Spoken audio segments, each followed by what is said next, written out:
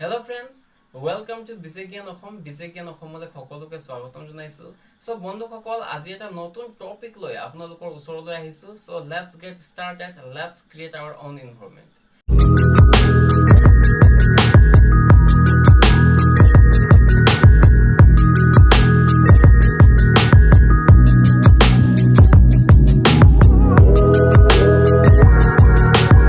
মানসিক অশান্তি অৰ্থাৎ ডিপ্ৰেছন দুদিন ধৰি এই শব্দটোৱে গোটেই ভাৰতবৰ্ষতে তোলপাৰ লগাইছে।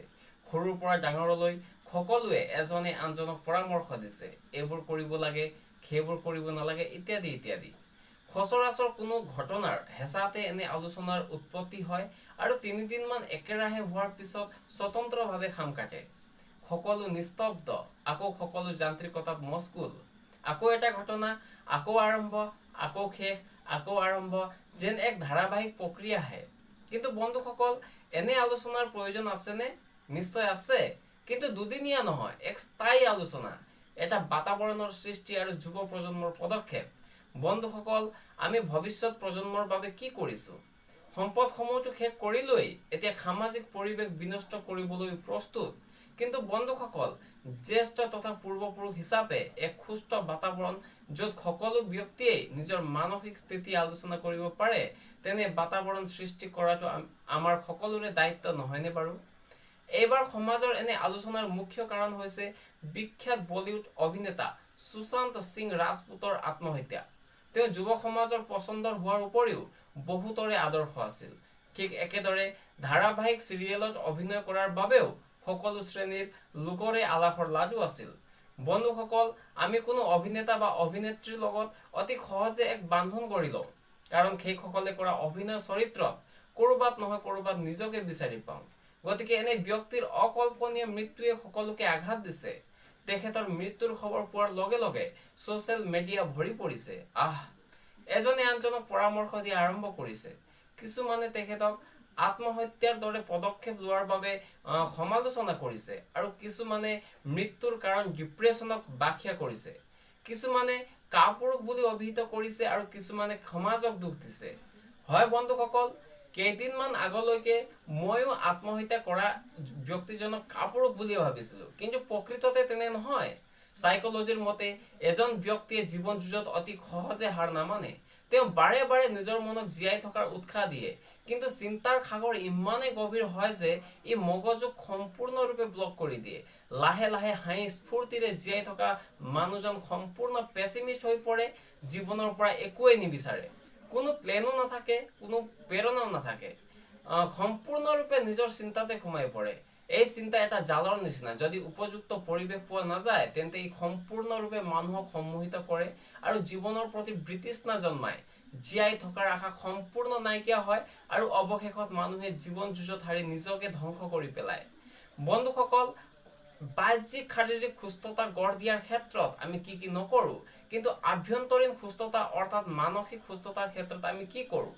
যি সময়ত ভাৰতবৰ্ষৰ যোগশাস্ত্ৰক বিশ্বই আঁকোৱালি লৈ জটিল পৰিস্থিতিৰ বাবে নিজকে প্ৰস্তুত কৰি আছে, তেনে সময়ত ভাৰতবৰ্ষৰ এচাম জনসাধাৰণে ড্ৰাগছৰ প্ৰতি আসক্ত হৈছে, ভয়াৱহ অপৰাধ কৰিছে আৰু নিজকে ধ্বংসৰ গৰাহলৈ ঠেলি দিছে। কাৰেণ্ট ডাটা অনুসৰি বিশ্বৰ 163খন শান্তিময় দেশৰ ভিতৰত ভাৰতবৰ্ষৰ স্থান 141তম। 2018 চনত ভাৰতবৰ্ষৰ স্থান আছিল 136। গতিকে দিনক দিনে আমি তললৈহে গতি কৰি আছো। প্ৰতি বছৰে ভাৰতবৰ্ষত 1 লাখ মানুহে আত্মহত্যা কৰে, অৰ্থাৎ প্ৰতিদিনে আত্মহত্যাৰ পৰিমাণ হৈছে 274। ইয়াৰে প্ৰতিদিনে 28 জন ছাত্ৰ ছাত্ৰীয়ে, 10 জন কৃষকে আৰু 98 জন ঘৰুৱা অশান্তিত আৰু 75 জনে ব্যৱসায় বাণিজ্যত হোৱা অশান্তিৰ বাবে আত্মহত্যা কৰে। আৰু প্ৰায়বোৰ আত্মহত্যাৰ মুখ্য কাৰণ হৈছে ডিপ্ৰেছন। ডিপ্ৰেছন মানে সুইচাইড নহয়, কিন্তু ই সুইচাইডক উৎসাহিত বা ইনকাৰেজ কৰিব পাৰে। যদি উপযুক্ত সময়ত পৰিয়াল তথা বন্ধু বান্ধৱীৰ সঠিক সঁহাৰি পোৱা যায় তেন্তে নিশ্চয় ডিপ্ৰেছন নিৰাময় হ'ব পাৰে। অধিকাংশ কেছতেই মানুহে অশান্তিৰ বহিঃপ্ৰকাশ নকৰে, যাৰ বাবে ই দিনক দিনে সম্প্ৰসাৰিত হয় আৰু এটা জালৰ সৃষ্টি কৰে, যাৰ বাবে ব্যক্তিয়ে নিজৰ শৰীৰ নিজে ধ্বংস কৰাটো কোনো কুণ্ঠাবোধ নকৰে। যদিহে ব্যক্তি এজনে এনে অশান্তিৰ বহিঃপ্ৰকাশ কৰাৰ প্ৰকৃত পৰিৱেশ লাভ কৰে তেন্তে তেওঁৰ মন পাতল হয় আৰু লাহে লাহে ধনাত্মক দিশে গতি কৰিবলৈ আৰম্ভ কৰে। গতিকে যদি আপোনাৰ ওচৰত পৰিয়াল অথবা সমাজৰ কোনো ব্যক্তিয়ে এনে অশান্তিৰ বলি হৈ আছে তেন্তে আমি সকলোৱে তেখেতৰ প্ৰতি সৎ ইচ্ছাৰে কথা পতা উচিত আৰু ধনাত্মক পৰিৱেশ গঢ়ি তোলা উচিত। সাধাৰণতে মানসিক অশান্তি অৰ্থাৎ ডিপ্ৰেছনত ভুগি থকা ব্যক্তি এজনে সমাজৰ পৰা নিজকে বিচ্ছিন্ন কৰি ৰাখে, হঠাৎ কোনো ৰাগিয়াল দ্ৰব্যৰ প্ৰতি আসক্ত হয়, কথাতে খং কৰে আৰু অন্যমনস্ক হৈ থাকে। গতিকে এনে ব্যক্তিক যদি আমি দেখো তেন্তে তেখেতক ঘৃণাৰ চকুৰে চোৱাৰ পৰিৱৰ্তে নম্ৰভাৱে এক ধনাত্মক বাতাবৰণ সৃষ্টি কৰি তেখেতৰ লগত বাৰ্তালাপ কৰা উচিত। এনে ভুক্তভোগী ব্যক্তিয়েও নিজকে যিমান পাৰি উৎসাহিত কৰি ৰখা উচিত। মনত ৰাখিব, যেতিয়ালৈকে শৰীৰ আছে, আমাৰ পাৰ্থিৱ শৰীৰ আছে, তেতিয়ালৈকে আমাৰ অস্তিত্ব আছে। বন্ধুসকল, মানুহক হঠাৎ ডিপ্ৰেছনে দেখা নিদিয়ে। যেতিয়া মানুহে ক্ষুদ্ৰ ক্ষুদ্ৰ মানসিক অশান্তিক পুহি ৰাখি সেইবোৰ সম্প্ৰসাৰিত ঘটায় তেতিয়া ই ডিপ্ৰেছনৰ আকাৰ লয়। গতিকে আমি সকলোৱে সৰু সৰু চিন্তাকো মনৰ পৰা সমূলি নাইকিয়া কৰা উচিত। এনে চিন্তাসমূহ নাইকিয়া কৰাত আধ্যাত্মিকতাই গুৰুত্বপূৰ্ণ ভূমিকা লয়। গতিকে বন্ধুসকল, যদি আমি দৈনিক ব্যায়াম অথবা যোগাক নিজৰ কাৰ্যসূচীত অন্তৰ্ভুক্ত কৰোঁ তেন্তে নিশ্চয় সুফল লাভ কৰিম।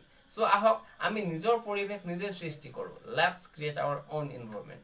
সো বন্ধুসকল, আজিলৈ ইমানেই। আপোনালোকে যদি ভিডিঅ'টো ভাল পাইছে তেতিয়াহ'লে লাইক কৰক, বন্ধু বান্ধৱীলৈ এই ভিডিঅ'টো শ্বেয়াৰ কৰক আৰু যদিহে চেনেলটোত নতুন তেতিয়াহ'লে এই চেনেলটো ছাবস্ক্ৰাইব কৰক। So this is Vipul Joshi, signing off today. Thank U.